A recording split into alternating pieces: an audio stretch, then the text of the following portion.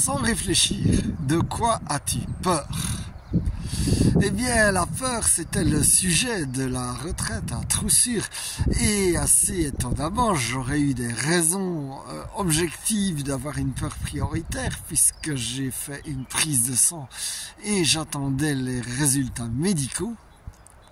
Mais la chose qui m'a étonné, c'est que ce n'est pas cette peur-là qui est venue en premier lieu. Et donc, c'est pas très rationnel, vous allez me dire, mais les émotions ne sont pas rationnelles.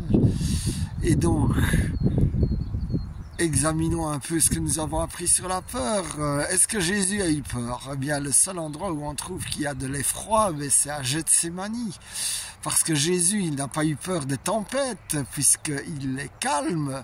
Il n'a pas eu peur de l'homme, puisque quand ce n'est pas son heure, il passe à travers les gens là lorsqu'ils veulent le pousser en bas de la falaise.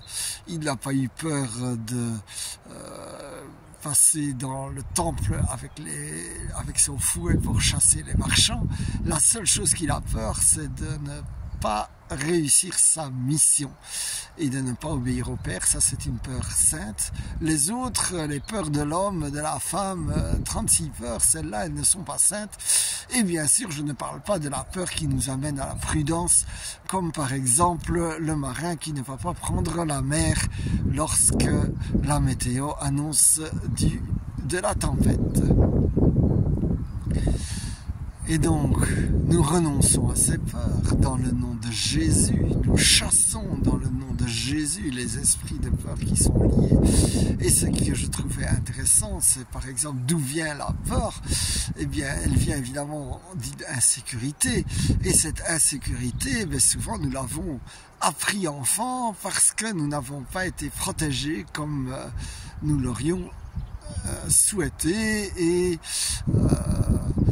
donc cette insécurité, eh bien, elle nous pollue encore aujourd'hui et parfois elle n'a plus lieu d'être parce que moi ça me rappelle toujours lorsque Régine était enceinte et que j'étais quand même assez stressé vu qu'elle ne voulait pas d'enfant. Eh bien, ce qui m'avait frappé lorsque j'avais été chez le médecin, il avait dit: et vous, de quoi avez-vous peur? J'avais répondu automatiquement: il devra aller à l'école, parce que j'avais été tête de turc à l'école. Et le médecin m'a répondu: vous êtes un grand garçon, maintenant vous n'avez plus peur de l'école. Et donc certaines peurs, elles te font adopter des schémas de comportement inadéquats alors qu'elles ne sont plus d'actualité. Alors mon frère, ma soeur, eh bien je te bénis, je te conseille peut-être de débusquer les peurs et puis dans le nom de Jésus, je renonce à ces peurs et puis de trouver l'antidote comme le docteur l'avait trouvé pour moi. Alors sois béni et que le shalom de